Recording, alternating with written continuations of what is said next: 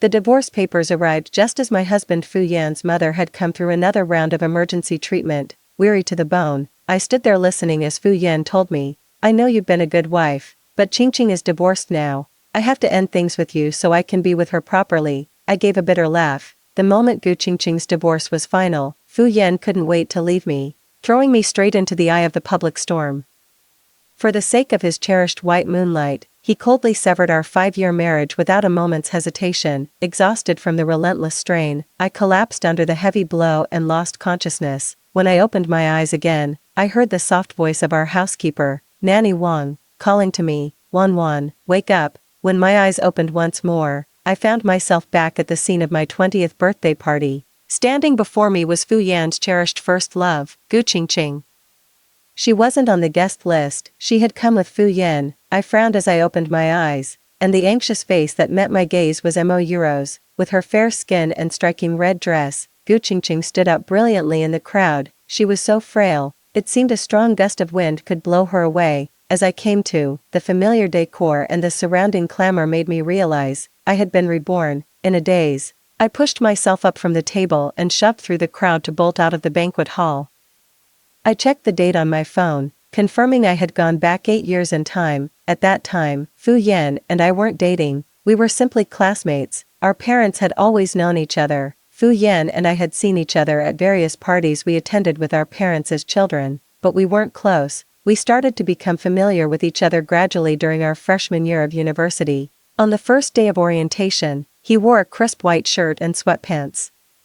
And he really caught my eye. That mischievous boy from childhood has grown up, becoming bright and wholesome. In my past life, just 1 week after my 20th birthday party, the Fu family arrived at my home with a carriage full of gifts to propose marriage. Ever since we graduated high school, on several occasions at social events in Jiangqing, the elders would remark that Fu Yan and I were the most perfectly matched young couple. The Fu family holds a top-tier position in Jiangqing. Our Liu family frequently does business with them, so when my parents heard Fu Yan wanted to marry me, and seeing I had no objections, they were naturally overjoyed. I'll admit it, I didn't dislike Fu Yan at all. In fact, I had feelings for him, so when his family came to propose, I didn't refuse. After our parents settled everything, Fu Yan gave me a grand, public declaration of love in Jiangqing. After graduation, Fu Yan smoothly took over the family business. While I chose to start my own design studio, he was completely devoted to his career. My role was managing his daily life, caring for his parents as if they were my own, accompanying him to all sorts of business events, and being his all-around right-hand woman. In just 2 years, Fu Yan fulfilled his father's long-held ambition of entering the supermarket business, though it certainly couldn't have been done without my family's support. Before the wedding, he was quite considerate towards me. But his attitude grew noticeably cooler after we were married. On our wedding night, he made it clear that he had no intention of having children with me for at least the first 5 years of our marriage. As he was wholly focused on expanding the Fu family business, he never made time for me on holidays, and I always assumed he was just incredibly busy. He even forgets to get me a gift sometimes. Even on our anniversary, he never bothers to remember the things I like. I was sitting outside, lost in thought as the breeze blew, when Nanny Wan came over and gently patted my shoulder. Wan, what's wrong? Are you feeling unwell? Auntie Wan has been with me since the day I was born. She's not family by blood, but she means more to me than family ever could. I snapped back to reality, gave a small laugh, shook my head, and replied, "It's nothing. It just felt a bit stuffy in there. I've always been one for a lively atmosphere."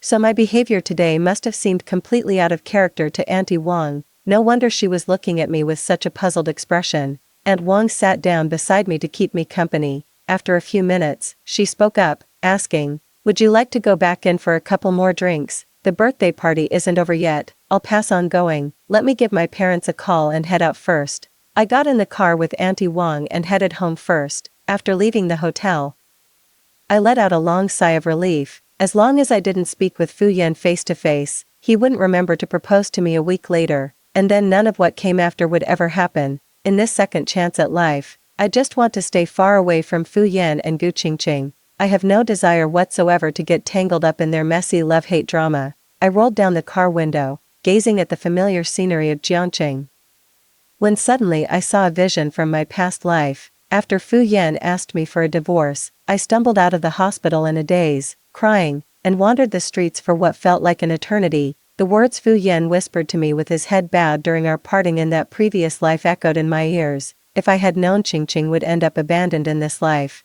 I would have mustered the courage to tell my parents, before I ever proposed to you, that the wife I truly wanted in my heart was Gu Qingqing. I never wanted her to suffer. I only ever wished for her eternal happiness. At that thought, my fists clenched involuntarily. It's so unfair. Ever since Fu Yan and I got together, I've helped him in every way I could, offering him my whole heart, yet he never appreciated it. To avoid distracting him, I often had to swallow my own troubles and deal with them alone. I even chose not to tell him when I had acute appendicitis, worried it would take his focus away. Even with all this devotion, he remains blind to my unwavering support. His heart and mind are occupied by Gu Qingqing alone. Thankfully, fate has granted me a second chance. In this life, I intend to put myself first and no longer exhaust myself trying to please a man. I will forge my own bright future, one that has absolutely nothing to do with Fu Yan. In my past life, when I accompanied Fu Yan to a class reunion after we were married, his friends, drunk, told me there was another reason he had been so decisive in proposing to my family. They said I should thank Gu Qingqing, as she was the one who strongly recommended me to Fu Yan. They said I was a well-bred lady from a good family, both beautiful and accomplished, and that marrying me would be a great asset to Fu Yan's future career. At the time, I thought it was just drunken banter from his friends. But a lie repeated often enough can start to feel like the truth. In this life, even though I managed to avoid direct interaction with Fu Yan at the birthday party, I still can't afford to let my guard down mentally. I need to start preparing early. That evening, when my parents returned, I took their hands and directly proposed the idea of going abroad for a month of study travel. I remember my parents had suggested many times before that I go out and broaden my horizons, but I had always refused. Using the hot weather as an excuse, this situation is the perfect excuse for me to leave Jiangqing right now. My mother asked, somewhat surprised, Wan, what made you suddenly see things so clearly after your birthday? I replied earnestly, it just hit me in a moment that I shouldn't waste this summer at home. I really should go out and see the world. My father saw right through me, sensing my motives weren't that simple, and added, is there something you're not telling us? My father knew I hated going out during the day in summer, so my sudden change of plans must have meant something was up. Seeing my parents again, my eyes grew a little misty. In my previous life, in the 3rd year of my marriage to Fu Yan, my father died of a sudden heart attack on a plane, brought on by overwork. At the time, I was accompanying Fu Yan to an overseas forum and missed my father's funeral. I've regretted it for the rest of my life. I often sit alone by the floor-to-ceiling window late at night, drinking until I'm tipsy and filled with regret. Dad was so good to me, yet I didn't even make it to his farewell service. I wonder if he hates me for it. Holding my parents' hands, I said slowly, there's no particular reason. I just want to go out and broaden my horizons, so I won't be so easily fooled in the future. My parents could read between the lines, but they tacitly chose not to press me for details. In my past life, my engagement banquet with Fu Yan was scheduled for National Day 3 months from now. I must leave Jiangqing for Hong Kong as soon as possible. I have my own compelling reasons for going to Harbor City. I slept soundly all night. Before bed, I spent a long time chatting with my parents while we shared some fruit. My parents mentioned that at today's birthday banquet, several well-regarded families in River City had quite a few compliments for me. Our Liu family has always been prominent in River City. I've been close with many children from wealthy families since I was young, and with my sweet and agreeable nature, it's only natural that I'm well-liked. Throughout my journey, I have never acted in a way that was unbecoming of my station. My parents told me that now that I'm in university, if I meet someone I like, I should feel free to get to know them, as long as they have good character. My parents aren't too concerned about their family background. I know that, deep down, they have a very favorable impression of Fu Yan, having mentioned the Fu family several times in conversation. Before bed, my parents gently patted my hand and said, you're all grown up now. You can feel free and confident to pursue anything you set your heart on. We will always be your strongest support. That night, I held my parents in a tight embrace, unwilling to let go for the longest time. That warmth was truly precious to me. The next morning, I started packing for my 2-week study trip. My parents were worried about me going alone and insisted that Nanny Wang accompany me. Seeing how proactive I was, my father had everything arranged within a single day. Early the next morning, I headed straight to the airport with Auntie Wang. As luck would have it, I spotted the Fu family's car at the airport. We also ran into Fu Yan and his group who were there to see a friend off. The friend next to Fu Yan pointed at me and said, "That girl's backpack is really nice, looks like the new limited edition from Maison Margiela. You can tell from her clothes that she's not from an ordinary family." Fu Yan glanced at me a couple more times and said, "I think I saw that girl just the other day," not sure if he had actually recognized me. I tried to hurry away with Aunt Wang, but I still overheard their conversation. "Young Master Fu, what does the Liu family's daughter actually look like? I heard she's stunning. Did you manage to get her contact info at the birthday party?" Even without meeting Fu Yan's gaze, I could still feel his eyes lingering on me. He spoke softly. "No, we didn't get a chance to talk." Hearing the calm in his voice, I felt myself relax without realizing it. The hotel my dad booked for me was at my own request, just after I finished checking in. The very person I wanted to see happened to walk past the front desk. I casually stopped a girl passing by and asked, "Excuse me, where did you get that bracelet? It's stunning." This was our meeting. Guided by the memories of my past life, the girl seemed taken aback for a moment before replying, "My brother had this custom made for my 18th birthday by a private designer. You can't buy it anywhere." She was Yan Mengmeng, the heiress of the Yan family, in my previous life. She had taken her own life in this very hotel during a moment of despair. Her brother, Yan Jingchuan, is Fu Yan's sworn rival. In this life, I have no intention of getting close to Fu Yan, so I absolutely must secure a powerful ally. I seized the opportunity to chat with her for a bit, showing a keen interest in her bracelet, and ended up getting her contact information. I learned she had come to Hong Kong to get away from some family friction, and I offered to be her companion.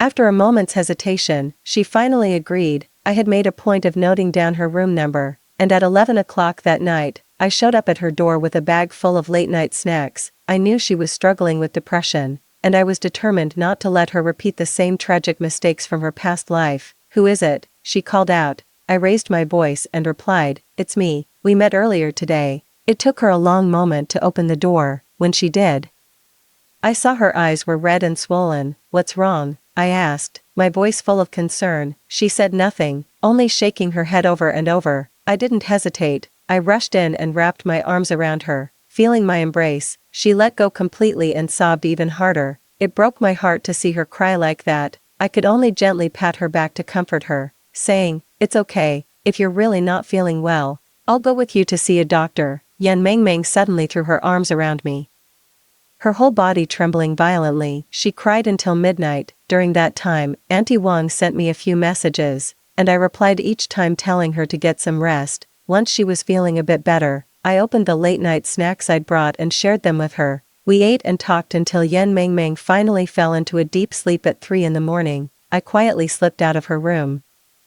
When I got back, Auntie Wang, her eyes still heavy with sleep, asked, "Do you really plan on staying with that girl the whole time?" Auntie Wang knew my temperament. I'm usually quite aloof when meeting strangers. My overly enthusiastic attitude towards Yan Mengmeng really took Auntie Wang by surprise. I couldn't remember Yan Jingchuan's contact information, so I had to find another opportunity to get in touch with him. I spent a whole week showing Yan Mengmeng around Harbor City. We hit almost every tourist spot and shopping mall. Yan Mengmeng even dropped her guard around me and went so far as to share her brother's WeChat with me. This is exactly the opportunity I've been waiting for. After Yan Jingchuan accepted my WeChat request, I gave him a brief self-introduction and sent him my location. I specifically told him to come alone and to make sure not to reveal that I was the one who tipped him off. Yan Jingchuan was true to his word. After we had been out for a while and returned, I saw him in the lobby. When he saw Yan Mengmeng, he was visibly moved. He instinctively grabbed my arm and thanked me. Then, taking Yan Mengmeng's hand, he said, "I've finally found you. Mom has been so worried she hasn't slept for days." I knew the Yan siblings were close, but I never expected a man as stern as Yan Jingchuan to look at his sister with such tenderness in his eyes. Yan Mengmeng took my hand and introduced me, saying, "This is my new friend." Seeing that I had won Yan Mengmeng's approval, Yan Jingchuan also let his guard down around me. Honestly, my reasons for coming to Harbor City were twofold. First, to avoid a direct confrontation with Fu Yan, and second, to hopefully prevent Yan Mengmeng from doing something drastic in this lifetime. Yan Mengmeng once saved my life. though it was unintentional. We were both so young back then. She probably doesn't recognize me now. I wonder if what I'm doing now counts as beginning to change the course of fate in this life. Yan Jingchuan treated us to a seafood hot pot. Throughout the meal, Yan Mengmeng kept telling him all the fun stories from our week of sightseeing. As I stepped out of the restroom, Yan Jingchuan grabbed my arm from behind. I looked at him, my face full of confusion, only to be met with his icy tone. "Miss Liu, you saved my sister. What do you want in return?" Yan Jingchuan is a prominent figure in the business world. He once said that nothing in this world is free from the ties of self-interest. I wrenched my hand away from his, my face a mask of displeasure. "What are you implying?" Yan Jingchuan seized my wrist once more and said coldly, "I don't believe you helped my sister without an ulterior motive." I let out a cold snort and raised my eyes to stare directly at him. His eyelashes were long, but his bright eyes held not a trace of warmth. Everyone said Yan Jingchuan kept his distance from women, and in that moment, I believed it. I just find Mengmeng innocent and adorable, and we simply hit it off. Don't measure the heart of a gentleman with your own mean yardstick. I glared at him, barely containing my anger. A faint, disdainful smile touched Yan Jingchuan's lips. "Is that so? What a coincidence that Miss Liu would run into my sister so soon after arriving in Hong Kong." I was momentarily at a loss for words. Just then, Yan Mengmeng came running over. "Brother, what are you two talking about? What's taking so long out here?" She looked at me, then at Yan Jingchuan. Yan Jingchuan's expression softened instantly. "It's fine, Mengmeng, you can head back first. I need to have a word with Miss Liu." Yan Mengmeng nodded. Before leaving, she even shot me a meaningful look, warning me not to upset her brother. After Yan Mengmeng had left, Yan Jingchuan spoke again. "Whatever your intentions are, you absolutely must not harm my sister, or else." A dangerous glint flashed in his eyes. With that, he turned and walked away, leaving me standing there alone, utterly stunned. After the meal, Yan Jingchuan accompanied Yan Mengmeng back home. Early the next morning, Yan Mengmeng bid me farewell and left for Jiangqing ahead of me. She said it was time to go back for proper treatment and to spend time with her mother after being away for so long. Just before she left, I called out to Yan Jingchuan. Yan Jingchuan lifted his gaze and asked in a cold tone, "Is there anything else, Miss Liu?" I handed a paper bag to Yan Jingchuan. Inside were some calming incense and the peace talismans we had prayed for at the temple. He took it, glanced inside, and seemed momentarily lost in thought. "Thank you for being so thoughtful towards my sister. When we return to Jiangqing, I hope you, Miss Liu, will continue to spend time with her." As soon as he finished speaking, I ran over to Yan Mengmeng, hugged her once more, and whispered a few words of advice in her ear. Yan Mengmeng urged me to finish my plans and return to Jiangqing to meet her as soon as possible, and I agreed. I could see the tension in Yan Jingchuan's brow ease considerably just before he boarded the train. It made me think that sincerity isn't always wasted. In this life, I am determined to live authentically, relying on my own wisdom and hard work. In my past life, I was always making sacrifices for others, setting aside my own dreams. In this life, I will make sure to speak my mind. I waved at their car and whispered, "Goodbye. I have a feeling we'll meet again soon." What Yan Jingchuan didn't know was that one of the protective talismans in the bag was from me. I believe in this lifetime, I'll be able to stand by his side without a hitch. I spent another 2 weeks in Harbor City, visiting several well-known niche designers from across the country. I gained a lot of practical knowledge that you simply can't get from textbooks. After wrapping up my planned itinerary, I returned to River City. The moment I got home, my parents informed me I was expected at an important dinner party that evening. I was pretty worn out, but it was impossible to say no. My parents told me the Fu family had a major announcement to make tonight. According to my calculations, Fu Yan is about to make a move. In the evening, I got changed with my mom and listened to her chat for a bit. I heard Fu Yan has been on really bad terms with his parents lately. He said he wants to propose to his high school classmate, but the girl's family background is quite ordinary. Fu Yan's parents still refuse to give their blessing. I heard the Fu family is threatening to disinherit Fu Yan if he insists on marrying her. I listened the whole time without saying a word, which Mom found strange. "You usually love discussing these things with me the most. Why so quiet today?" I smiled and replied, "I just wanted to wait until you finished before I said anything." Mom added, "I heard Mrs. Fu was so furious she nearly had a heart attack. Their family would absolutely never allow such an ordinary girl to marry into their household, seeing that his mother's health was genuinely poor."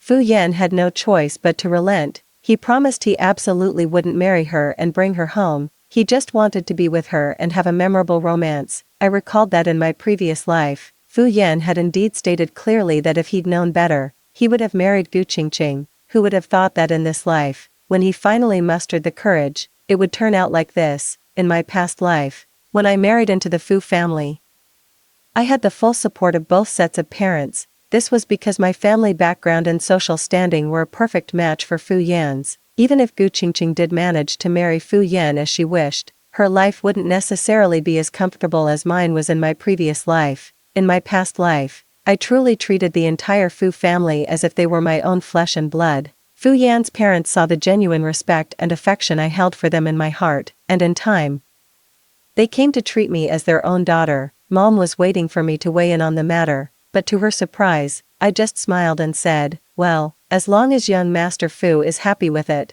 that's all that really matters." Mom stared at me, taken aback. Her reaction made me think of Fu Yan's face in my past life. The moment he heard Gu Qingqing was divorced, he immediately demanded a divorce from me. I couldn't help but find it amusing.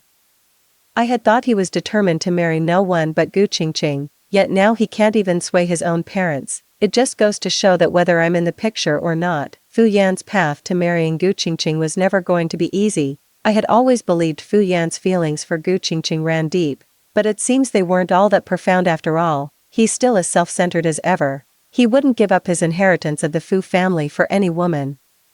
The banquet hadn't even started yet when I saw Yan Jingchuan arrive with Yan Mengmeng. I walked straight over to Yan Mengmeng and took her by the hand, leading her away. We excitedly chatted about all sorts of recent happenings, and Yan Mengmeng told me her brother had found the protective charm I bought for him. Yan Mengmeng covered her mouth with a light laugh and asked if I had a thing for her brother. I blushed with a bit of embarrassment, lowering my head without a word, seizing the moment. Yan Mengmeng took a jewelry box from her bag and handed it to me. I teased, "How nice of you to remember to get me a gift." Yan Mengmeng gave a light chuckle, gesturing for me to open it. Before my eyes was the latest piece from my favorite niche designer, completed just a week ago. I was utterly astonished. Yan Mengmeng told me it was a return gift from her brother. I looked up at Yan Mengmeng, secretly delighted, never expecting Yan Jingchuan to be so thoughtful. At that moment, Yan Jingchuan approached, a hint of tenderness in his eyes. Seeing this, Yan Mengmeng tactfully excused herself, leaving Yan Jingchuan and me alone. Yan Jingchuan said softly, "Thank you for the talisman, I really like it. I hope you'll like this necklace too." I gave a slight nod, a faint blush coloring my cheeks. As music filled the ballroom, the dance began. Yan Jingchuan extended his hand to me, inviting me for a dance. I placed my hand gently in his palm, and together we stepped onto the dance floor. To the strains of the elegant melody, we danced, our gazes meeting as if the rest of the world had faded away, leaving only the two of us. When the dance ended, I could feel a subtle, warm tension beginning to grow between Yan Jingchuan and me. After the event concluded that evening, it was Yan Jingchuan who offered to see me home. Along the way, he even pulled over to buy us some warm pastries from a roadside stall. For the next 3 days, Yan Jingchuan kept sending me messages on and off. Every morning, a delivery guy would bring me a bouquet of flowers, always my favorite lisianthus. I had mentioned this preference of mine to Yan Mengmeng, but the gifts didn't stop there. He'd also send me delicious treats and fun little novelties. However, this seemingly perfect situation took a turn on the 4th day. Yan Jingchuan suddenly stopped messaging me, and I didn't receive his usual morning flowers. A wave of disappointment washed over me, but I tried to console myself, thinking he must just be busy. That evening, I couldn't help but send him a message first, asking if he was alright. However, my message went unanswered, as if it had sunk into the sea without a trace. It wasn't until 10 at night that Nanny Wang excitedly knocked on my door to tell me there was a vast sea of flowers outside our home. I threw the door open in excitement and saw Yan Jingchuan standing there, his eyes filled with tenderness, holding a huge bouquet of flowers. Brilliant fireworks suddenly lit up the night sky. Yan Jingchuan walked up to me, handed me the flowers in his hand, and said softly, "I'm sorry for making you worry. I was preparing a surprise all day. That's why I didn't contact you." I took the flowers, my eyes welling up with emotion. He gently wiped the tears from the corner of my eye, took my hand, and led me into the sea of flowers. We strolled through the blossoms, savoring the romantic moment. Suddenly, Yan Jingchuan knelt on one knee, pulled a sparkling ring from his pocket, and declared with utmost sincerity, "I don't know what it takes to marry you, but right now, I hope you'll give me a chance. Will you be my girlfriend?" Overwhelmed with joy, I nodded through tears of happiness. Yan Jingchuan slipped the ring onto my finger and held me in a tight embrace. Under the brilliant fireworks, we held each other close. Yan Mengmeng clapped excitedly.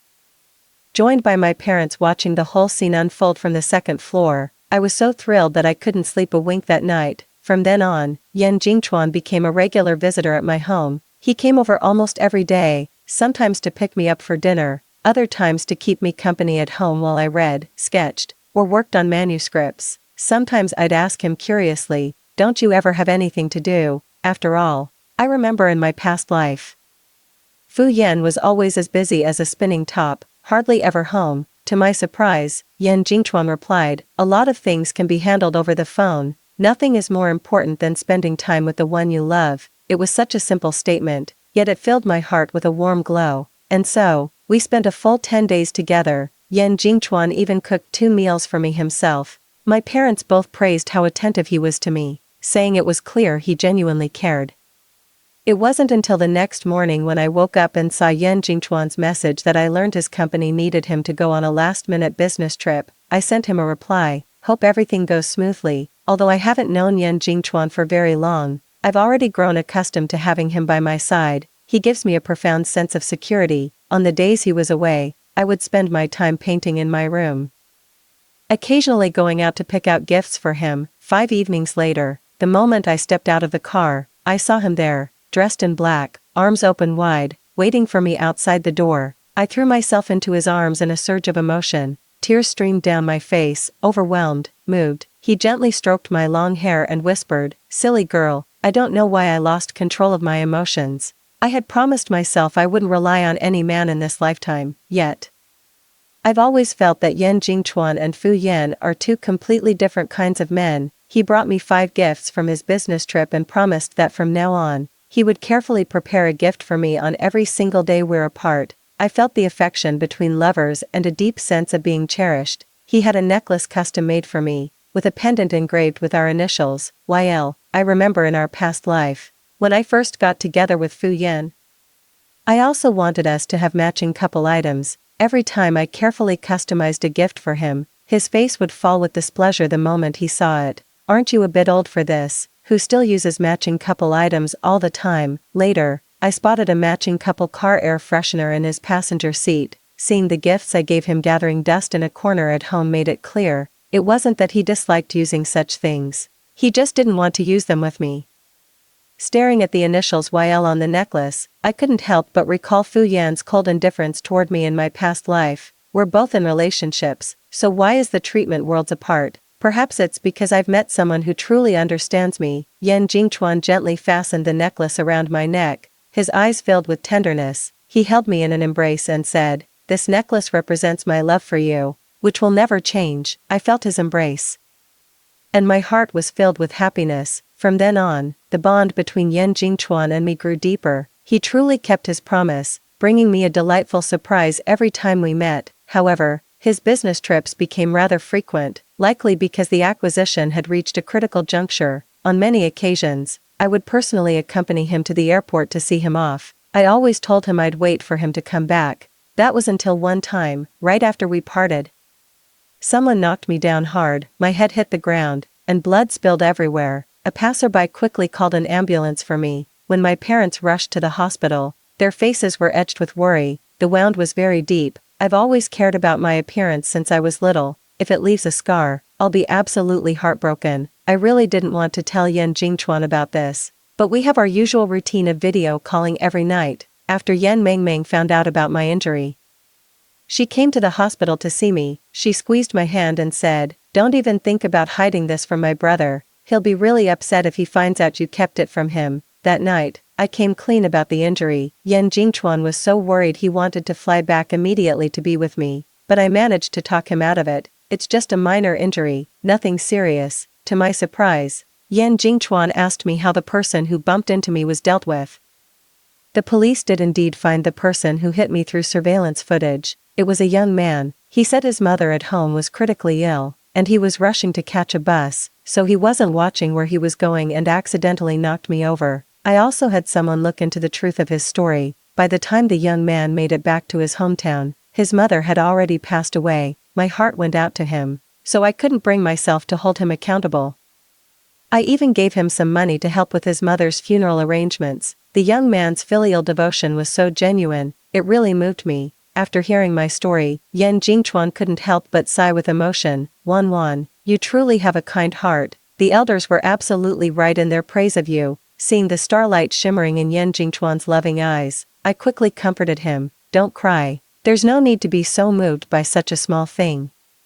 Yan Jingchuan was amused by my words and comforted me in return, saying, don't worry about scarring. I'll be with you every step of the way to make sure it heals. I nodded emphatically. If Fu Yan had said it, it might have been an offhand remark, but coming from Yan Jingchuan, it was anything but. He's always been a man of action. I know his word is his bond. I remembered how, in my past life, Fu Yan was obsessed with appearances. Every time I accompanied him to a gala, he'd demand I spend half a day meticulously preparing and selecting a gown. On the rare occasions I felt down and craved a sweet treat, he wouldn't allow it. He would look at me with a displeased expression and say, you need to watch your figure. Sweets are absolutely off limits. I don't want my friends gossiping behind my back someday, saying my wife has let herself go. I knew that even if a scar did remain on my brow, Yan Jingchuan would never say a cruel word about it to me.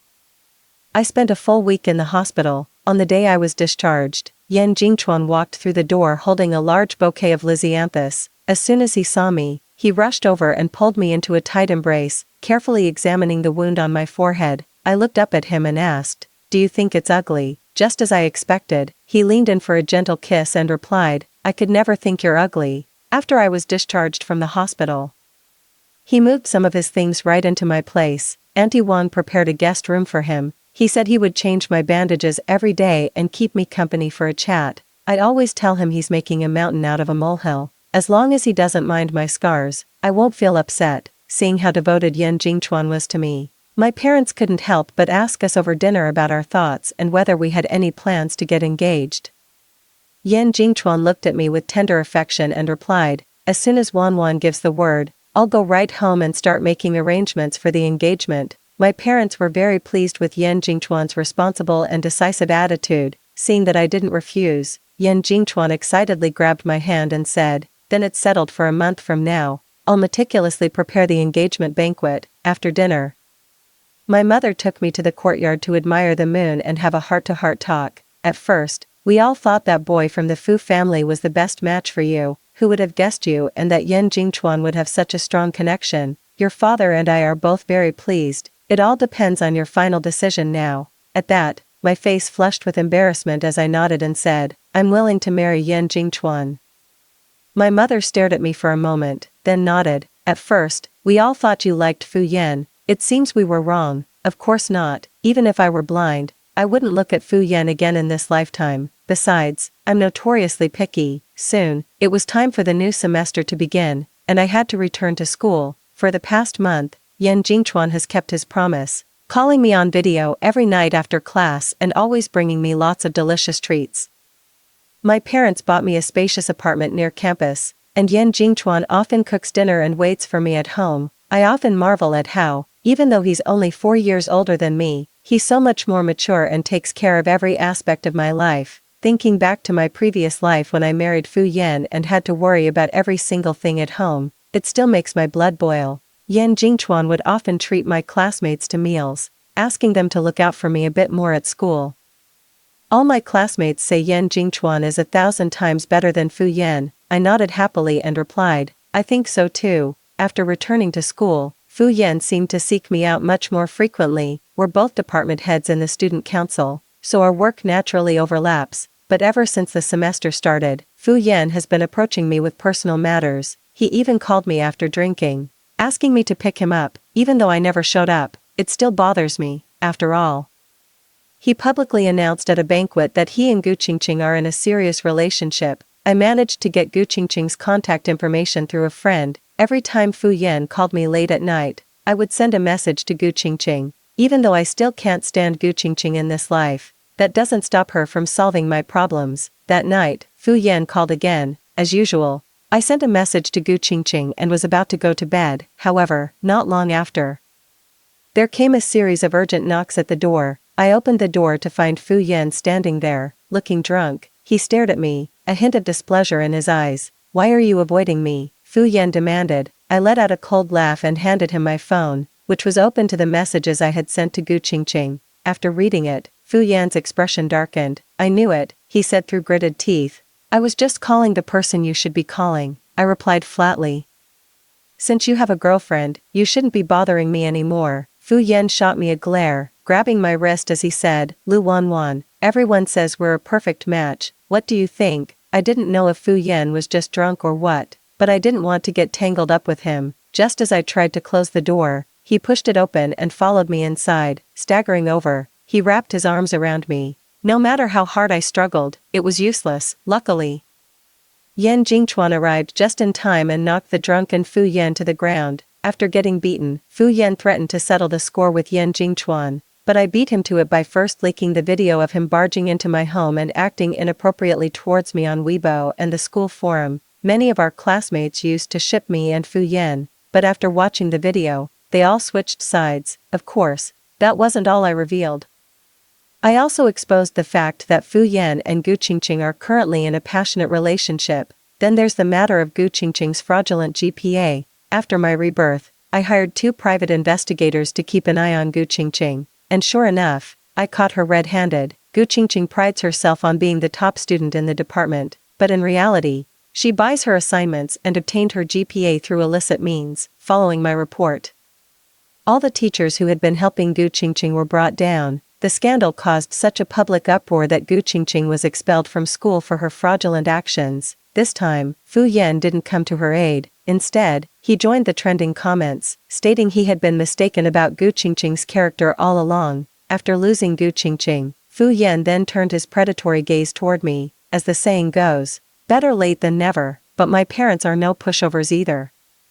Every time Fu Yan showed up at our door with a betrothal gift to propose, my parents would shut the door in his face. His drunken behavior was utterly contemptible in my parents' eyes. They even went to Fu Yan's parents over this, warning them that if it happened again, all future cooperation would be off the table. The Fu family has been desperate to secure that plot of land in the western suburbs. They absolutely cannot afford to cross my family in the next couple of years. When Yan Jingchuan found out that Fu Yan's parents over this, warning them that if it happened again, all future cooperation would be off the table, that evening, while Yan Jingchuan and I were watching a show at my place, Fu Yan showed up drunk at my door again, looking for trouble. The moment he saw Yan Jingchuan there, he flew into a rage, charged straight at him, and punched him in the face. The two of them got into another scuffle, and it took everything I had to finally pull them apart. They were both left with cuts and bruises. As I wiped the blood from Yan Jingchuan's face, my heart ached for him. Fu Yan, slumped on the side, was visibly displeased. "Lu Wanwan, why won't you help me clean up this wound?" I held Yan Jingchuan's hand in the air and replied, "He's my boyfriend, and you're just my classmate. If you want the same treatment, go get your own girlfriend." After that whole incident with Gu Qingqing, it was as if she vanished from Jiangqing. She was never seen by Fu Yan's side again. A week later was my engagement party with Yan Jingchuan. When my parents heard that Fu Yan had caused another scene at our doorstep, they showed no mercy and demanded the Fu family give us a proper explanation. The Fu family had no choice but to issue a public apology to me. Overnight, Fu Yan's reputation was in tatters. That was exactly what I wanted. The engagement was short notice, but Yan Wei gave me the grandest celebration Jiangqing has ever seen. He even sent 2 helicopters just to deliver the gifts. We exchanged rings and vowed never to be parted. I told the security at the door under no circumstances to let Fu Yan in, but he outsmarted us and snuck in through the kitchen. By the time I saw him, our engagement ceremony was already over. Fu Yan rushed up to me, his eyes bloodshot, and demanded, "Why did you choose him over me? We met first. And you even said I was a good guy." After saying that, I snorted coldly and hid behind Yan Wei. Refusing to acknowledge him, to my surprise, he flew into a rage again and tried to hit Yan Wei. The friends and family in the audience were so outraged that they called the police, and Fu Yan was taken away. That night, Yan Wei took me to a cabin in the suburbs to gaze at the brilliant, starry sky. He pulled me into his embrace and asked, "So, why did you choose me?" I blinked up at him and replied, "Because it was meant to be." We held each other close, basking in the warmth of our mutual affection. in this life, I have finally changed my own destiny through my own efforts. I believe the future will be even brighter. The end. Story 2. You don't have much time left. Next, say your goodbyes to your family properly. The attending physician's tone was gentle, filled with compassion, yet it felt like a boulder crashing onto my heart. I had long guessed the outcome, but when the death sentence was pronounced, I still couldn't hold back my tears. I'm only 28, to survive. I've been trying so hard, but I never expected that the long-awaited heart donor would be snatched away by my husband. He had it transplanted to the fake heiress Ren Mo, who only had mild heart failure. Dazed, I arrived at Ren Mo's hospital room, only to see my parents, my husband Nokshu, and my son Eugene all gathered around her, showering her with care and attention. As soon as I entered, Nokshu, who had been giving Ren Mo water, immediately put down the cup and walked over to ask, "What did the doctor say?" I looked at him, and he immediately averted his eyes guiltily, stammering an explanation. The situation was urgent at the time. If we didn't replace Ren's heart, she would have died in agony. My mother quickly added, "Nokshu is right. Sorry, a life is at stake. You wouldn't be so unreasonable as to be angry with us over this, would you?" The words I was about to say lingered on my lips before I calmly replied, "I'm not angry. The doctor said there will be good news in a week." After a pause, I added, "Good news for all of us." Nokshu adjusted his gold-rimmed glasses on the bridge of his nose, and a smile instantly lit up his peach blossom eyes behind the lenses. A suitable heart donor so soon. I knew the decision that day was the right one. My father also sighed in relief and said with a smile, "Our Ren is truly blessed. If we hadn't given up the heart donor for her, she definitely wouldn't have lasted another week." My mother nodded repeatedly and gently tucked the stray hairs behind Ren Mo's ear, saying, "Our Ren's blessings are yet to come." Unlike someone who could have waited for another heart donor but chose to make a scene instead, humiliating our Mo family to no end, even though I've already been disappointed in them. At this moment, my heart still aches. I clenched my skirt tightly, forcing back the sorrow that threatened to spill from my eyes. Nokshu gazed at me gently, but his words were chilling. "You really were too impulsive that day. I think you should apologize to Ren." I looked at him in disbelief. Ren Mo stole my heart, and now she actually wants me to apologize to her. My mother chimed in, "Exactly. And if you hadn't bullied Ren that day, she wouldn't have had that heart attack in the first place. You should be grateful she's lying here safe and sound now. Otherwise, I'd never acknowledge you as my daughter for the rest of my life." I remember that day, Ren Mo standing in front of me, smugly flaunting the marks on her neck, bragging about how much Nokshu cherished her and how he just couldn't control himself. I couldn't hold back and slapped her, only to be caught in the act by them. Nokshu rushed forward in anger and shoved me away. I was knocked to the ground, and in the dizzying chaos, my mother charged at me, hitting and scratching. My father just stood coldly at a distance, as if he too thought I deserved to be taught a lesson. Then, I had a heart attack, and Ren Mo also clutched her chest, saying it hurt, but everyone thought I was faking it, while she was genuine. At this thought, I forced a bitter smile and said calmly, "Sorry, it's my fault." No one expected me to apologize so meekly. Nokshu looked at me with a hint of curiosity in his gaze. Ren Mo also furrowed her delicate brows, wearing an expression that seemed to say, "How can you be so fake?" My parents watched me even more warily, as if afraid I might cause trouble again. Only my son, Pingyan, was happy. He threw himself into my arms and said, "Mom, that's great, you finally admitted your mistake. Don't bully Auntie anymore, or else, like Grandpa and Grandma, I won't like you either." I lowered my gaze to look at him. I could endure the indifference, misunderstandings, and favoritism from my parents and husband, but him, my child, whom I carried for 10 months, also favoring Ren Mo was something I couldn't bear. Yet, I no longer had the strength to fight anymore. I gently stroked his face and said with a smile, "Mom will listen to you." Only then did my mother nod in satisfaction and say, It seems you've finally learned to behave, Suri Mo." Nokshu also let out a sigh of relief and said, "My wife has grown up," watching him feign affection.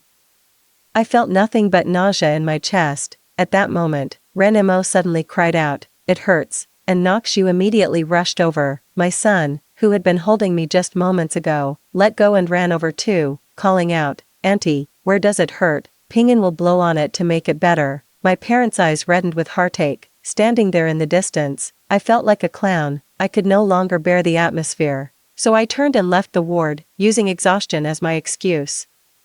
Just as I reached the door, a sharp pain in my chest nearly made me collapse. Leaning against the wall, I crouched down and frantically searched for strong painkillers, swallowing several pills before finding relief. Inside the ward, I could still hear my mother scolding me for my indifference. She thinks I don't care about Ren-mo, but I know that as long as I'm around, Ren-mo will feel uncomfortable. This is her usual tactic to vie for attention, but in reality, she doesn't need to do this at all. Because from the very beginning, my parents, husband, and son have all loved her, this fake heiress, and I, just like the name my parents gave me, Suri-mo, means don't seek. They never intended to find me, so when I took the initiative to seek them out and acknowledge them as family, they gave me this name. In a days after leaving the hospital, I took a taxi to Ren-mo's research lab. I had already made arrangements with them to donate my body for their cryogenic revival experiments.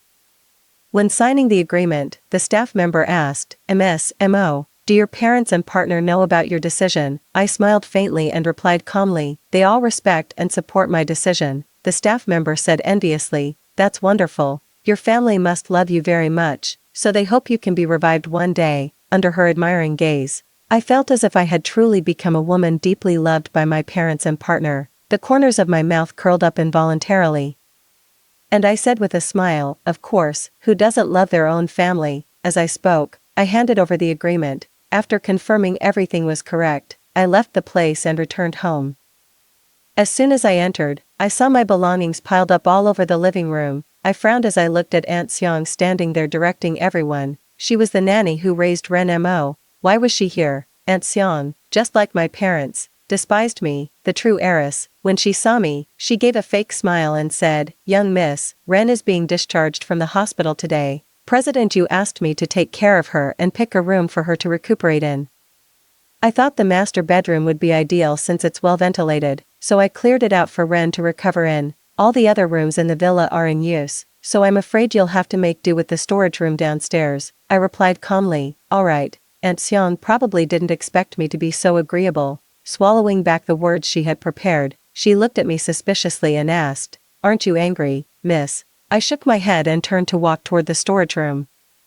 Aunt Seong said disdainfully, "It seems the young miss has truly grown up. It would have been better if she'd done so earlier. If she'd done so earlier, the master and mistress wouldn't have disliked her so much." I didn't respond. When I reached the storage room, a pungent musty smell hit me. The cramped space was filled with all sorts of things, with only a 1-meter small bed, half of it covered with books and the other half still empty. I lay down directly and drifted into a heavy sleep.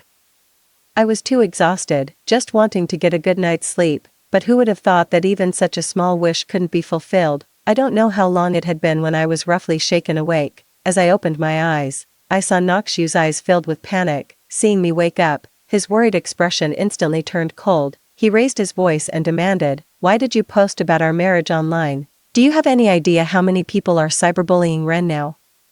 She just had surgery and her body is already weak." Because of this, she got so upset that she fainted on the spot. "I actually thought you'd learned your lesson, but you were just quietly plotting how to get back at us." It felt like a sledgehammer was pounding inside my head, relentlessly striking. The intense pain made it hard to hear his words clearly, and I could only weakly say, "I didn't do anything. If you don't believe me, you can check my phone." Nokshu roared furiously, "Enough.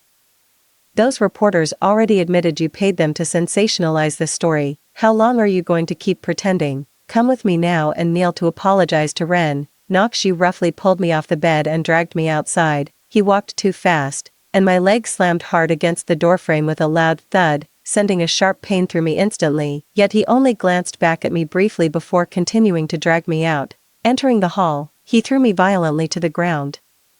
I felt as if every bone in my body had shattered. Just as I tried to stand up, my mother rushed over and slapped me hard several times. A metallic taste of blood rose like a stench that even a manhole cover couldn't suppress, bubbling up relentlessly. Lifting my head, I saw Nokshu cowering in my father's arms, weeping pitifully, while my mother glared at me with a face twisted in fury. Her pitch-black eyes were filled with nothing but disgust and hatred for me.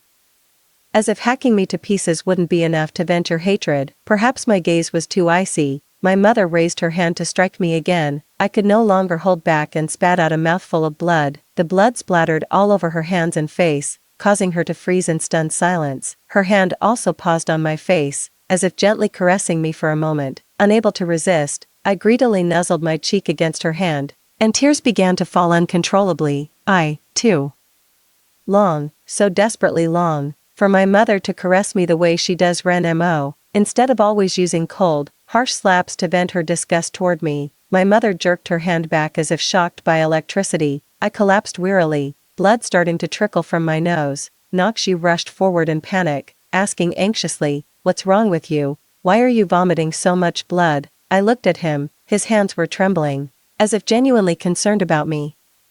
I pushed away his hand that was reaching out to help me, but just as I tried to get up, I started vomiting blood in a humiliating mess. Finally, a trace of fear appeared in my mother's eyes. She shook her head and said, I only slapped her a few times, I didn't do anything else." After speaking, she asked me with rare concern, "Sorry, what's wrong, Mom?" "Mom will take you to the hospital right away." My dad also came over and asked, "What happened? Quick, help Suri up first." My son, Pingan, rushed over crying loudly, "Mom, you're bleeding so much. Are you going to die?" My mom scolded sharply, "Don't talk nonsense." At this moment, Aunt Seong suddenly walked out, holding a package in her hand, and said angrily, "Miss, how could you use a blood pack to scare Madam and President you?" "Blood pack? What blood pack?" Before I could figure it out, my mother had already rushed in front of Aunt Seong. She glanced at the item in Aunt Seong's hand and, in a fit of rage, threw it to the ground.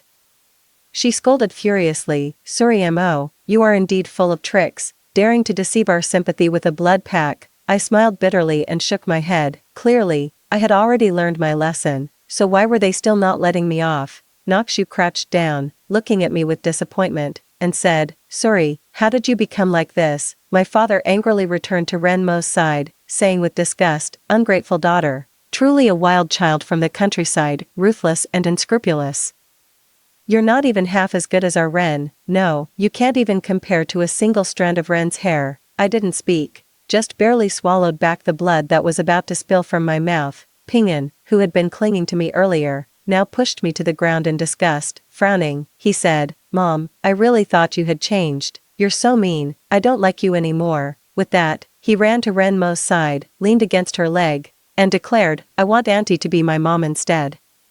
My heart is as dead as ashes. I clenched my hands desperately, even though my palms were already pierced deeply by my nails, yet it still couldn't stop my tears. Nakshu sighed, reached out to wipe my tears, and asked, "You also know how unbearable it feels to be betrayed by the closest person, but why did you still do such a thing? Now, Ren's reputation is ruined, and our company's stock is in turmoil. All of this is because of you, so, not only must you apologize, but you must also take compensatory measures." I wanted to say I knew nothing, but Ren Mo started crying, choking back sobs. She said, "Forget it, brother-in-law. Sister has repeatedly hurt me. I'm afraid if I make her apologize again, she'll only hate me more.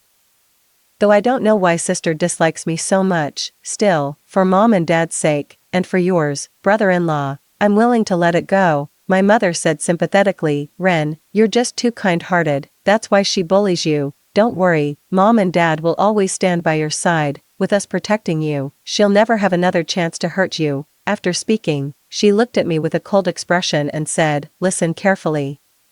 For the sake of the reputations of our Mo and you families, we have already discussed and agreed on a solution. You and Nakshu will get divorced tomorrow, and then he and Ren will register their marriage. We will announce to the public that Nakshu and Ren had already registered their marriage long ago, but because of your poor health and your affection for him, it was kept hidden from you." I looked at Nakshu and asked, "Do you agree with this too?" Nakshu avoided my gaze, frowning impatiently as he said, "There's no other way. Who told you to cause this mess?" After a pause, he added, "But don't worry, this is just a temporary measure. Once the storm blows over, I'll divorce Ren." I stared at him, momentarily at a loss for words, perhaps out of guilt, or perhaps because my silence felt like defiance. His expression turned cold as he snapped, "Whether you agree or not, I slowly began to speak. "Congratulations, and may you have a happy marriage."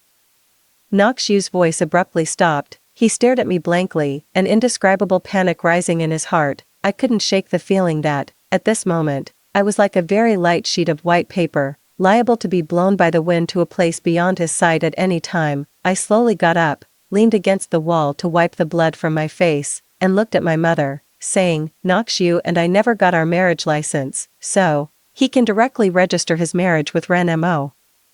My mother seemed surprised and asked, you never got your marriage license? Nokshu's expression darkened. Frowning, he explained, we were always busy before, and later, it just slipped our minds. My mother clapped her hands and said, not being registered is even better. My son, Ping'an, glanced at me timidly and asked, does that mean Auntie will be my mom from now on? I nodded at him with a smile and asked, are you happy? Ping'an jumped for joy and exclaimed, that's great.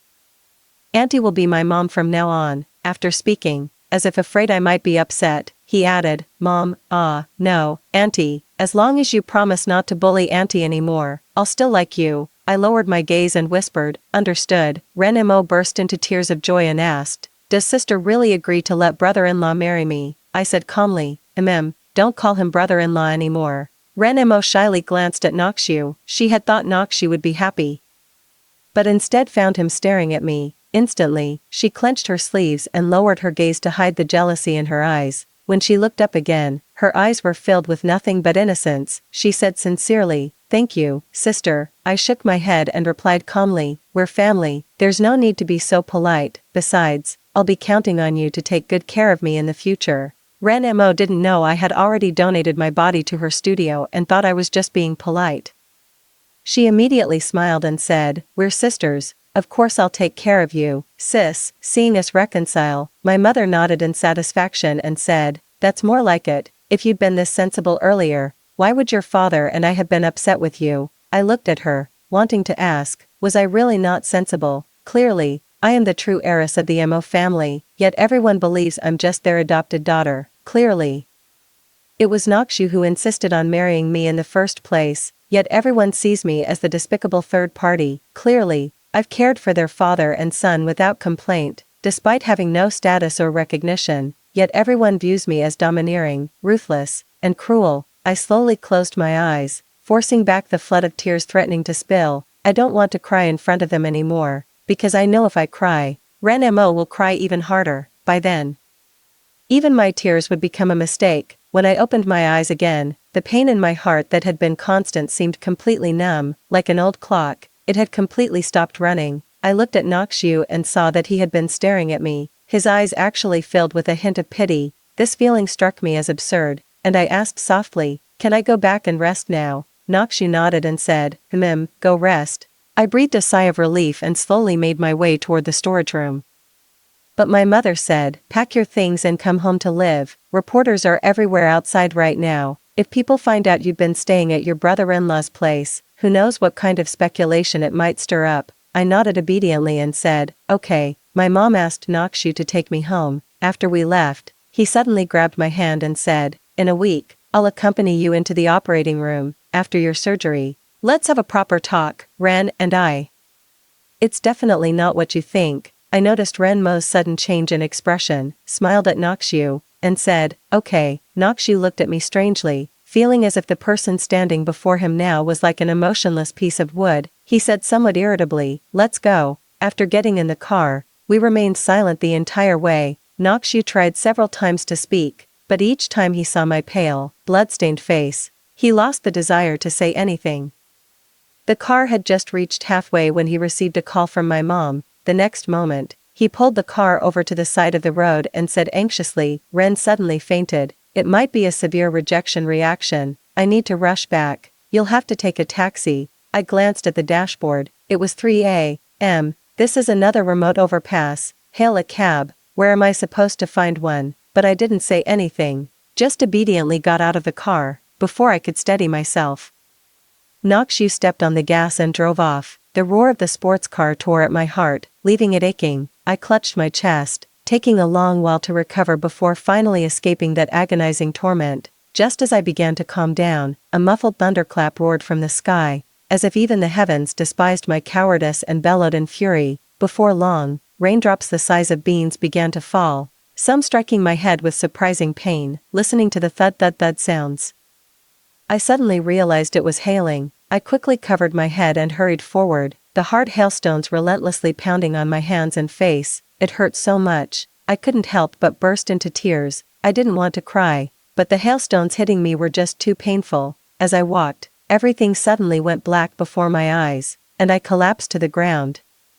A long, long time later, I seemed to hear the sound of an ambulance, followed by the familiar voice of the attending physician. He seemed to be crying, repeatedly demanding, what on earth happened? She was supposed to have another week to live. How could she suddenly deteriorate like this? My ribs hurt so much. Doctor, it feels like you're pressing down on me really hard. Are you giving me CPR? But it hurts so much. Living is so painful. Let me go. Beep. Patient Suri Mo passed away at 5 a.m. on June 1 after unsuccessful resuscitation efforts, at the young age of 28. Meanwhile, the renowned Ingenious Medical Research Laboratory received her remains and performed cryopreservation. When Nakshi returned to the villa, Ren Mo was still in a deep sleep. He anxiously kept watch over her throughout the night until dawn. When the heavy rain finally ceased, Ren Mo, now fully rested, finally opened her eyes and asked in surprise, "Nox, when did you get back?" Nakshu smiled and said, "I rushed back last night. After the family doctor examined you, they said you were too emotionally worked up, your heart wasn't happy, and told me not to disturb your rest, so I didn't wake you. How are you feeling now?" Renmo replied with a smile, "I feel much better after sleeping." She glanced around and asked with feigned concern, "Where's sister? Didn't she come with you to see me?" Only then did Nakshi remember leaving Suri Mo stranded on the road last night. The thought of last night's strong winds, heavy rain, and hail made him feel a twinge of regret, but then again, Suri Mo had always been independent and capable. Just hailing a taxi was hardly something he needed to worry about, but he didn't know that Suri Mo's phone was still left in the storage room downstairs. Nakshu spoke lightly. "She has surgery in a week and needs to rest well, so I let her go back first." Renimo nodded obediently, then couldn't help but ask eagerly, "Nox, when are we going to get our marriage certificate?" Nakshu frowned slightly and was about to make an excuse, but when he met her watery eyes, he couldn't bear to. He said, "When you're feeling better, we'll go." Renimo immediately cooed, "I'm already better. Can we go now? Please." Nakshu pursed his lips, still wanting to refuse. Renimo lowered her eyes and said sadly, "I'm sorry for putting you in a difficult position. I'm not trying to force you to take responsibility for me. I'm just so scared. The things people are saying online are so cruel. I'm terrified that everyone will think I'm some filthy homewrecker." In the past, Nakshu would have only felt heartache hearing these words, but today, something about it felt off to him. After all, the two of them had long been secretly involved. In fact, to put it bluntly, the online rumors were the truth. At this thought, he spoke with rare seriousness. "Ren, what happened between us was just an accident. I hope you don't develop any unrealistic expectations." Ren Mo was momentarily stunned. "An accident? Whose accident happens over and over again?" She mocked inwardly, but her expression grew even more pitiful as she said weakly, "I'm sorry, I know you love my sister the most. Once this storm passes, I'll return you to her." Nakshu looked at her, so obedient and sensible, and finally breathed a sigh of relief. So the two secretly obtained their marriage certificate that very day. Then, both companies jointly released the marriage certificate and clarified the rumor. Soon, public opinion online completely reversed. Nakshu and Ren Mo became the childhood sweethearts that everyone admired and envied, while Suri Mo was the disgusting adopted daughter with delusions who intruded into their relationship. Although Nakshu emphasized in his statement that it was his and Ren Mo's concealment that kept Suri Mo's hopes alive, however, major marketing accounts still relentlessly stirred up drama, and some even posted the video of Suri Mo hitting Ren Mo online. In no time, Suri Mo became the target of public condemnation. Those who were unaware of the truth seemed to have found an outlet for their emotions. Simply cursing her wasn't enough, they even went to the Mo family's residence to stake it out. However, after 2 days of surveillance, they still hadn't caught sight of Suri Mo. All they could do was film themselves throwing rotten eggs and spoiled vegetables into the yard to vent their anger for Ren Mo. Even worse, someone hung a banner at the entrance of the Mo family villa, cursing Suri Mo to die a horrible death. Upon learning of this, Nakshu was furious. He immediately had those things removed and increased security in the villa area, forbidding those people from disturbing Suri Mo again. That day, after driving the group away, he came to the villa's entrance. He rang the doorbell several times, but no one answered. Frowning, he looked up at the open window on the second floor and called out loudly, "Suri, I know you're in there. You won't open the door for me. Are you still angry with me?" "I'm sorry. I didn't expect such a strong reaction from netizens. Don't worry. I've already asked the company to handle the PR crisis urgently. Soon, everyone will forget about this matter. There was still no sound from inside. To punish Suri Mo, Mother Chin Lan had given all the employees a holiday before sending her over. Nakshu knocked on the door again, softening his tone as he said, "Sorry, I know you've been wrong these past few days. I've thought a lot about it. And I understand that the reason you hurt Ren was because none of us cared enough about you. I'll talk to your uncle and aunt and ask them to be more patient with you. And there's Pingyan, who secretly told me yesterday that he actually likes you very much. He still wants you to be his mother, to tell him bedtime stories." He spoke at length until his mouth was dry and his patience exhausted, yet the door before him remained unmoved. He couldn't help but feel angry, but upon hearing his assistant's words beside him, a cold sweat broke out. The assistant asked him worriedly, "President Yu, are you sure Madam is inside?" Nakshu said in a deep voice, as if comforting himself, "She has always listened to me the most. If I told her to come back, of course she would, and yesterday, she even sent me a message saying she was doing well at home and told me not to worry about her." Yet, the more he spoke, the more uneasy he felt inside. He simply gave Chin Lan a call to ask what the home's passcode was. Chin Lan had also been feeling unsettled these past few days. She kept recalling how Suri Mo looked when she first arrived at the Mo family, in the dead of winter, wearing only a dirty, patched thin coat, a pair of tattered pants, and flimsy shoes with her toes sticking out. Even the beggars in the capital city couldn't have looked more destitute than her. Yet, her eyes were so bright that they warmed Chin Lan's heart. At that time, Chin Lan truly cared for Suri Mo, so she always thought of Suri Mo first whenever she had something good. But she never expected that Suri Mo's heart would be so narrow as to have no room for Ren. Ren was the rose Chin Lan had tenderly nurtured for over a decade. How could she bear to let her go? Moreover, the Mo family is wealthy and influential. How could they not tolerate a little girl? Chin Lan watched as Suri Mo grew increasingly arrogant and domineering, even colluding with other socialites to ostracize Ren Mo, and she was utterly disappointed.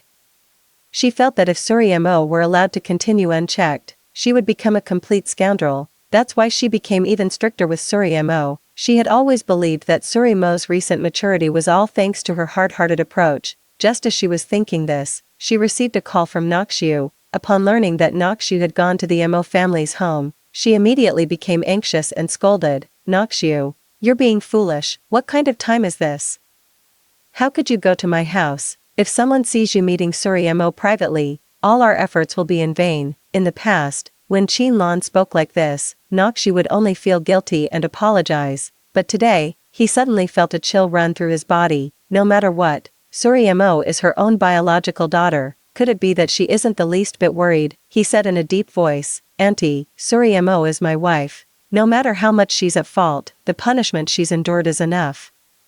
She still has to undergo a heart transplant surgery and will be hospitalized tomorrow, both emotionally and logically. I should come to see her. You all like Ren. If even I don't like Suri Mo, then she's really pitiable." His assistant, hearing this, gave him a puzzled look, wondering inwardly when he had started caring about his wife. Chin Lan remained silent for a long while before finally telling him the password. After hanging up the phone, Nakshu's words echoed in her ears, making her wonder if she had truly gone too far. At this moment, Moyang walked in and asked, "Aunt Xiang, Ren is hungry. Is the bird's nest soup ready?" Aunt Mo, who had been pretending to work while secretly observing Chin Lan, was startled by the sudden voice and accidentally knocked over the freshly served bird's nest soup. The loud noise snapped Chin Lan, who had been lost in thought, back to reality. Chin Lan asked suspiciously, "Aunt Xiang, why have you been so absent-minded lately?" Aunt Xiang quickly apologized, but her mind flashed back to the image of Suri Mo vomiting blood frantically on the floor that night. Ever since that night, she had been having nightmares. In her dreams, Suri Mo always stood coldly by her bed, asking why she had framed her. At the thought, Aunt Xiang began to tremble. Chin Lan, thinking she had been too harsh, softened her tone and said, "Why don't you start by stewing another bowl of bird's nest?" After a pause, she added, "2 bowls. I'll go home in the afternoon to bring some to Suri. Suri is also going to have surgery soon. She needs to nourish herself well too." Mo Yang asked with some surprise, "So you've forgiven her?" Chin Lan sighed and asked, "Husband, have we been too harsh on Suri? She's learned her lesson now. From now on, let's cherish her properly and teach her the ways of the world gradually. Mo Young nodded and said, I'll follow your lead. Truth be told, he didn't dislike Suri Mo that much, after all. Suri Mo's face bore an 80% resemblance to his own. Looking at her was like seeing a younger version of himself. If it weren't for her being so disappointing, he wouldn't have treated her coldly and let her be taught a lesson to discipline her. The couple discussed how to make it up to Suri Mo. Little did they know, Suri Mo had already been locked inside a hibernation pod at this time. Meanwhile, after entering the Mo family's residence, Nokshu began frantically searching for Suri Mo. He turned the entire villa upside down, but still couldn't find Suri Mo. He kept calling Suri Mo, but no one answered. An unprecedented fear crept into his heart like vines. Could it be that something really happened to Suri Mo? Yet, just yesterday she had sent him a message saying she had been reflecting on her behavior lately, asking him not to worry about her and not to come over. How is it that today, she can't be found anywhere? The assistant cautiously asked. President, should we call the police? Nokshu pondered for a moment and said, call the police. Also, issue a press release stating that Suri Mo left home out of guilt after learning the truth and has not returned since. By the way, spread the news that she's about to undergo surgery. That way, everyone will think she really didn't mean it and won't criticize her anymore. Oh, and hire some trolls to steer the narrative. As he spoke, the image of Suri Mo's pale face flashed through his mind. Feeling guilty, he said, Suri must have been terrified during the cyberbullying. I believe this lesson will ensure she never makes such a mistake again. The assistant mustered up the courage to say, actually, President, I don't think Madam is that kind of person. Are you really not going to investigate further? Nokshu asked with a dark expression. What do you mean? If it wasn't her, would those reporters have framed her for no reason? The assistant didn't dare say anything more and quickly went to carry out the tasks he had assigned. Once the news was released, it quickly surged to the top of the trending searches. Public opinion indeed subsided as Nokshu had anticipated. However, soon after, a reply was quickly pushed to the top. Kindness like water. How interesting, President. Wasn't your wife's heart source already given to the adopted daughter of the Mo family, leading to her tragic death? So, were you even unaware of the news of her passing? At first, the replies below were all filled with, and some even asked if he was someone hired by Suri Mo to deliberately confuse the public, until he was doxxed, and it turned out he really was a doctor, a leading expert in cardiology, no less, with appointments that were hard to come by. Xiang Shanrua Shui even went as far as to post Suri Mo's medical records, along with the hospital surveillance footage. He said, I originally didn't want to meddle in other people's affairs. After all, I'm just an ordinary person, no match for the U or Mo families, but, as a doctor, if I can't even protect my own patient, if even a patient's heart donor is snatched away, if I don't speak up, I fear her soul won't rest in peace after she dies. As soon as this video was released, it instantly caused an uproar. Because the video not only documented Nokshu seizing Suri Mo's heart donor but also showed Ren Mo in the hospital, taunting me with the marks on her neck. Not only that, but the doctor also posted Ren Mo's medical records. When everyone saw that she was only suspected of having early heart failure, they were instantly furious and outraged. In no time, everyone angrily rushed to Nokshu's company, demanding that he come out and explain everything. In the video, Ren Mo kept calling him brother-in-law, and his son also kept calling Suri Mo mom. Everyone immediately realized that they had been deceived by the Mo and Yu families working together. At this moment, the Yu residence, Nokshu's hand holding the phone trembled uncontrollably as he rewatched the video repeatedly. In the footage, Ren Mo's usually gentle and innocent face had twisted into something ferocious and terrifying. He had never realized that the tender little white flower was, in truth, a horrifying man-eating plant. Qin Lan and Mo Yang were the same. At this moment, both of them had red eyes. Qin Lan said with a trembling voice, Husband, we really misunderstood Suri. You must go find Suri and bring her back. I want to tell her. It was Mom's fault. It was Mom's fault. Mo Yang choked up and said, I'll call her attending doctor right away. Suri must be with him. She's angry with us. That's why she lied and said she was dead. Yes, that must be it. Nokshu nodded and said, Exactly. She even messaged me yesterday saying she was fine and not to worry. How could she have passed away 3 days ago? Upon hearing this, Qin Lan felt a weight lift from her heart and asked excitedly, Really? But as soon as she finished speaking, Mo Yang and Noxu's expressions changed, because they had thought of another possibility. At this moment, footsteps could be heard from upstairs. Supported by Aunt Xiong, Ren Mo descended the steps one by one. Still unaware of the online situation, she asked anxiously, "Mom, Dad, I heard that my sister is missing. Is it true? I'm so worried about her." The three of them fell silent simultaneously, just staring at her strangely, as if trying to bore a hole through her with their gaze, especially Noxu, who had never touched Ren Mo. Why would she tell such a lie? Ren Mo felt uneasy inside. In the past, Qin Lan would have already taken the opportunity to scold Suri Mo for being inconsiderate, but now, Qin Lan was just staring at her. The look in her eyes was exactly like the one she gave Suri Mo. Ren Mo asked somewhat guiltily, "Why is everyone so quiet?" She thought to herself, "Could they have found out about what I did? That's impossible." Just as Qin Lan was about to speak, Noxu's assistant hurriedly walked in. He said, "P. President, we found news about Madam."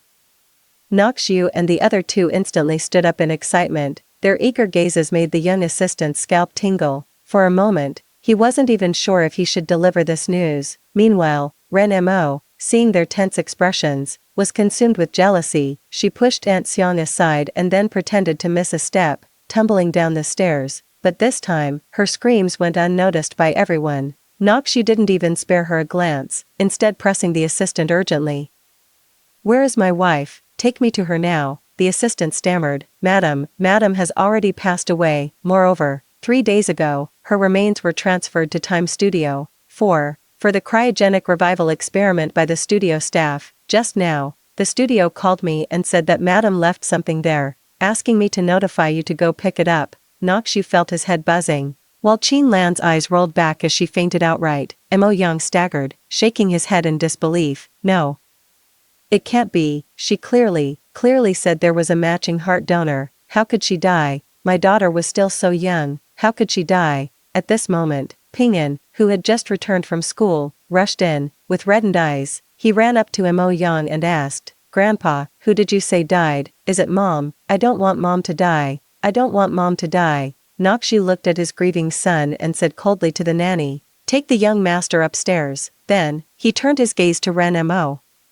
Ren Mo was still lying on the ground in a sorry state. Upon hearing that Suri Mo had died, she felt an overwhelming sense of joy in her heart. Only if Suri Mo dies will she be the sole heiress of the Mo family, and everything the Mo family owns will belong to her. And as for Noxu, no one will ever compete with her for him again. Perhaps too overjoyed, Ren Mo forgot to restrain her emotions, wearing a face full of smiles, until Noxu stood before her, coldly asking, "Your sister has passed away, and you're happy?" Ren Mo suddenly snapped back to reality, hurriedly suppressing her smile as she flusteredly said, "How could that be? I don't believe sister would die. It must be sister pretending to scare us." Yet she knew all too well that Suri Mo was indeed dead, because the night before last, she had already received the donor information in the workgroup chat. It was Suri Mo. She wasn't sure at first, just because there were no photos. At this thought, Ren Mo started crying again. She stretched out her hand to show Noxu her wrist, where a patch of skin had been scraped. Pitifully, she said, "Nox, it hurts so much." Before Noxu could speak, Mo Yang coldly demanded, "Your mother has already fainted, yet you show no reaction at all, only caring about that little scrape. Do you even have a heart?" At this moment, the assistant had already given Qin Lan the fast-acting heart relief pills, but she still hadn't woken up. Yet Ren Mo, whom she had doted on so much, never once asked about her from start to finish, only desperately seeking Noxu's attention, and even went so far as to slander Suri Mo with malicious assumptions. Mo Yang looked at his daughter, who was stammering and too guilty to speak, feeling as if a bucket of ice water had been poured over his heart. He felt as though he was only now truly seeing this daughter of his. He even began to wonder, were the things Suri Mo had done in the past really her doing? At that moment, the sound of a phone ringing came from upstairs. Ren Mo immediately said to Aunt Xiong, "Go get my phone for me, quick." Noxu looked up and saw Aunt Xiong standing there, her face deathly pale. Only when his gaze fell upon her did she hurriedly go upstairs, but when she came back downstairs, the phone she brought wasn't Ren Mo's, it was Suri Mo's. Ren Mo's face instantly changed color, while Noxu snatched the phone away and loudly demanded, "Why is Suri's phone in your hands?" Aunt Xiong immediately fell to her knees. She had been absent-minded all along. and now, frightened by Nokshu's outburst, she panicked and cried out, "I'm sorry, I was wrong, I shouldn't have framed you, saying you used a blood pack, but it was all Ren's idea. Please don't come to me in my dreams anymore, I beg you, young mistress, I'll kowtow to you." Ren Mo, her face deathly pale, said angrily, "Aunt Xiang, what's wrong with you? Look carefully, where is my sister here?" The next moment, Nokshu grabbed her by the neck and lifted her off the ground. He gritted his teeth and said, "So, those messages weren't from Suri at all, they were from you. You knew she was dead all along. Time Studio, that's your research lab, isn't it? Good, very good, Ren Mo, you'll pay for your cruelty." With that, he threw Ren Mo to the ground. Ren Mo gasped in fear, struggling to speak. "No, I just didn't want you to go looking for my sister. I truly didn't know she had passed away. Nox, believe me, you have to believe me." But Nokshu simply kicked her hand away. With a cold expression, he ordered the bodyguards, drag both of them to the basement. Then, he rushed to the research lab with Qin Lan and Mo Yang. Ren Mo was being dragged towards the basement, yet her parents, who had always loved her, didn't even glance her way. She cried out desperately, "Dad, Mom, please help me. I really didn't do anything." Qin Lan slowly turned around, her eyes filled with hatred, and said, "Ren Mo, I will never believe you again. You are the real monster. If my daughter truly dies, I'll make sure you descend to the 18th level of hell and bury you alongside her." Ren Mo was frightened by Qin Lan's gaze. But she forgot that every time she framed someone in the past, she had forced Qin Lan to look at her own daughter with such eyes. Studio, Nokshu and the others hurried over. Upon hearing their purpose, the staff immediately said disdainfully, "So you're the family members that lady mentioned." Nokshu and the others felt her gaze fall upon them like 1,000 cuts. Qin Lan, her eyes red, demanded, "Where is my daughter? I want to see my daughter." The staff member replied coldly, "Your daughter is already in cryosleep. According to regulations, no one is allowed to see her, otherwise, the cryogenic experiment will be interrupted, and at that point, she truly won't have any chance of revival." Qin Lan was so frightened that she immediately waved her hands and said, "No, don't interrupt the experiment. I won't see her anymore. I won't see her anymore." Nokshu had already heard his assistant explain the experiment in detail on the way.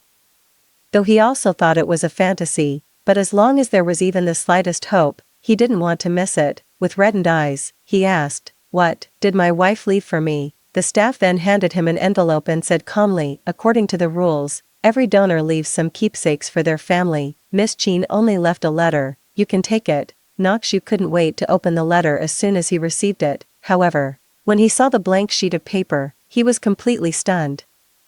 The letter slipped from his hands and fell to the ground. Mo Yang picked it up, and after reading it, he too fell silent. Nokshu covered his face in agony and said, "Do you hate me that much? You didn't even leave me a single word." At that moment, the assistant rushed in again and said, "President Yu, it's bad, the police are here. They want to investigate you for seizing the heart donor and wasting resources. And a passing car recorded what happened to Madam before she passed away. Now the internet is full of people cursing us." Nokshu didn't speak. He only felt his head heavy and his ears ringing. His chest ached violently, just as Surimo's once had. He clutched his chest tightly, and after a wave of dizziness, he fainted. When he woke up, he saw his mother's worried face beside him and his father's cold expression. Seeing him open his eyes, before Yu's mother could voice her concern, Yu's father said, "Look at the disgraceful things you've done. Poor judgment.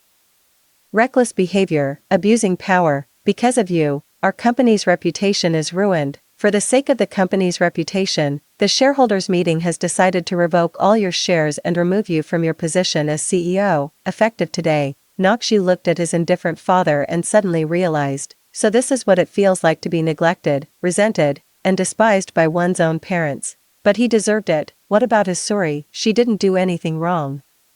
So why was she being slandered and resented by her closest family? At this thought, he immediately broke down in tears. Mother Yu said heartbrokenly, "Don't cry, son, I have shares, I'll give you my shares." Father Yu coldly retorted, "If you hadn't spoiled him, would he have made such a colossal mistake? If you dare to help him, then get out of this house with him." With that, he angrily slammed the door and left. Mrs. Yu still wanted to say something, but Nokshu calmly said, "Mom, I'm exhausted, could you let me rest alone for a while?" Mrs. Yu left reluctantly, glancing back repeatedly. but the moment she stepped out, a loud bang was heard from inside, followed by someone shouting, "Someone jumped off the building." Mother Yu stumbled back to the ward in a daze, only to find Noxu's bed empty. She rushed to the window and looked out, seeing Noxu lying motionless on the cold ground below. By the time news of Noxu's death arrived, Mo Yang had already brought Ren Mo back home. As soon as Ren Mo stepped inside, Qin Lan greeted her gently as always, saying, "Ren, you're back.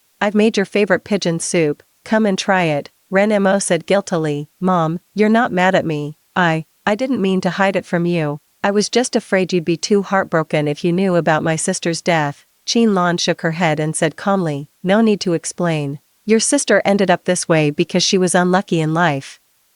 From now on, you'll be our only daughter. You must take good care of your health, understand?" Ren Mo instantly felt relieved. She had always known that even if Suri Mo died, her parents would still love her the most. She happily took a sip of soup, looked around, and asked, "Where's Aunt Xiang?" Qin Lan replied indifferently, "Oh, her. I sent her to a mental hospital, because she kept saying your sister came to settle scores with her every night." Ren Mo's chopsticks clattered onto the table. Qin Lan immediately comforted her, saying, "Don't be afraid, these are all baseless rumors." Ren Mo nodded with a smile. Qin Lan and Mo Yang kept serving her dishes as they reminisced about funny childhood stories. Each and every gesture was a testament to their affection for Ren Mo. Ren Mo couldn't help but sigh, "Mom and Dad are so good to me." Qin Lan's eyes instantly reddened. She caressed Ren Mo's face but suddenly applied force. Ren Mo cried out in pain. Qin Lan wept and laughed hysterically, asking, "Yes, your father and I have been so good to you, even better than to our own biological daughter. What more could you possibly want? Why did you have to kill her? My daughter is dead. Do you really think I'd let you live?" Ren Mo pushed Qin Lan away in terror, only to be pinned down on the table by Mo Yang. She desperately cried out "Daddy," but Mo Yang's face remained cold. Without a hint of hesitation, he forced the entire bowl of soup down her throat. He gritted his teeth and said, "Suri didn't leave us any words. Noxu has already gone to seek her for atonement. It's time for you to go down too." At that moment, footsteps were heard from upstairs. Qin Lan looked up at Ping'an standing at the top of the stairs and gave a kind smile. She waved her hand and said, "Ping'an, come down quickly. Grandma has stewed your favorite pigeon soup for you." In the living room, the sound system suddenly came to life, and a mournful, deep voice echoed, "We all have our sins, each commit